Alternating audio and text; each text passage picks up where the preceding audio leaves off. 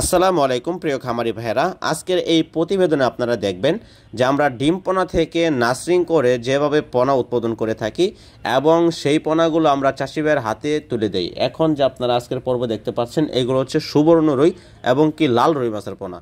আমরা এই মাছগুলো রেণু থেকে যখন উৎপাদন করতে থাকি তখন কিন্তু উৎপাদনের ক্ষেত্রে খাবার হিসাবে আমরা ডিমের যে ভিতরের অংশটা রয়েছে সেই লাল অংশটি আমরা ব্যবহার করে থাকি।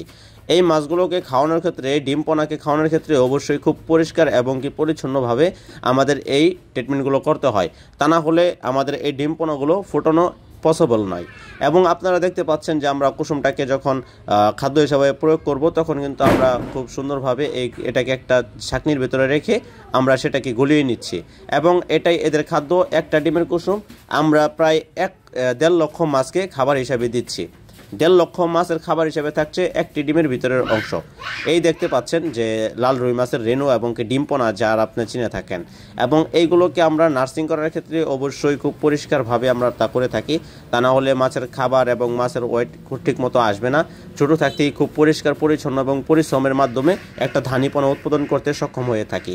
এছাড়াও আপনারা যারা উন্নত মানের লাল রুই মাছ ছাড়াও আর অন্যান্য মাছের পোনা চাষ করবেন, নার্সিং করবেন, অবশ্যই আপনার পুকুর এবং কি আপনাদের যে রাখার স্থানগুলো আপনারা খুব সুন্দরভাবে যত্ন করে সেইগুলোকে আপনারা পরিষ্কার পরিচ্ছন্ন করে নেবেন, তা না হলে মাছের পোনা টিকবে না।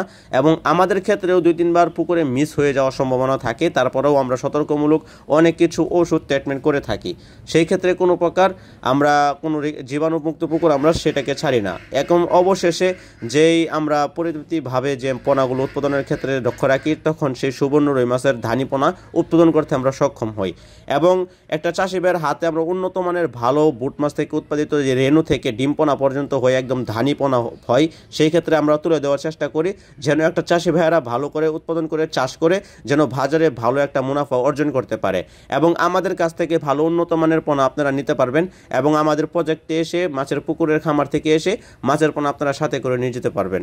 দর্শক, এতক্ষণ আমাদের সাথে ছিলেন, দেখতেছিলেন যে আমরা রেণু থেকে ডিম পোনা থেকে একদম ধানি পোনা পর্যন্ত উৎপাদন করে আপনাদের হাতে যে তুলে দেওয়ার প্রচেষ্টা ছিল সেটা আজকে আপনাদের মাঝে তুলে ধরলাম। আমাদের সাথে থাকার জন্য অসংখ্য ধন্যবাদ আপনাকে। আসসালামু আলাইকুম।